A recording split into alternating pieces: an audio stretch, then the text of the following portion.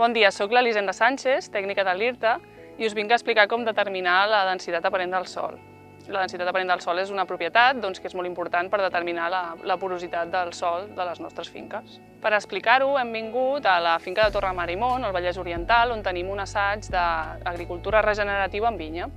L'anàlisi de la densitat aparent ens proporciona informació sobre la compactació, sobre la infiltració de l'aigua i els nutrients i sobre la capacitat de penetració de les arrels en el sòl de la vinya.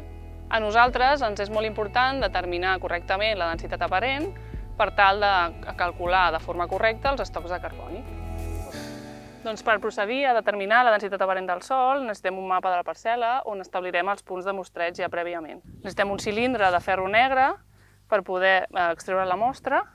Aquest cilindre el tenim marcat ja a dues profunditats, la profunditat que desitgem mostrejar, en aquest cas és 10 o 20. I després necessitem un martell per clavar el cilindre en el sòl. Necessitem també una cinta mètrica per acabar d'ajustar la profunditat de mostreig, si calgués, una bossa ja etiquetada prèviament, on hi ha la profunditat, el dia i la zona, i una caixa per transportar la mostra. Quan ja tenim el punt establert per mesurar la densitat aparent sobre el mapa, ens n'anem a la zona on volem mostrejar, separem una mica la fullaraca que tenim per sobre, procedim a clavar la punta del cilindre i amb el martell prensem, vigilant no picar-nos els dits.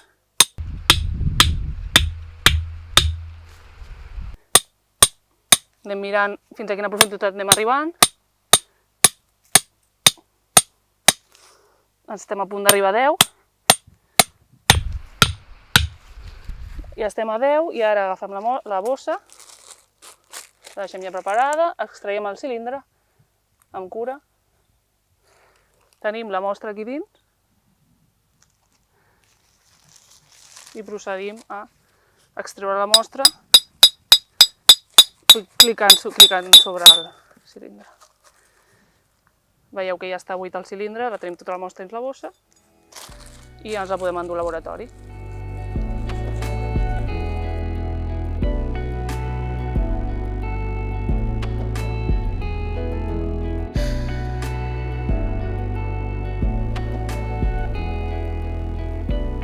D'acord, ara que venim del camp i ja tenim les nostres mostres, aquí, atarem una safata, anotarem el pes de la nostra safata, és on abocarem la mostra,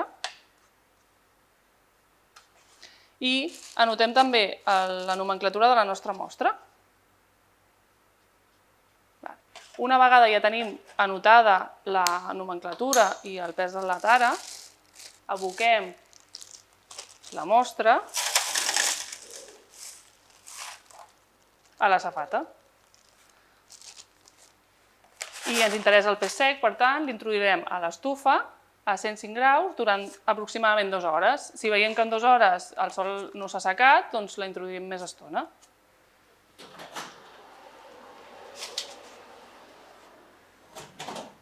Una vegada ja han passat les 2 hores i tenim la mostra seca, com seria el cas d'aquestes mostres, que ja estan seques, que són d'altres tipus de sòl, doncs procedim a pesar la mostra.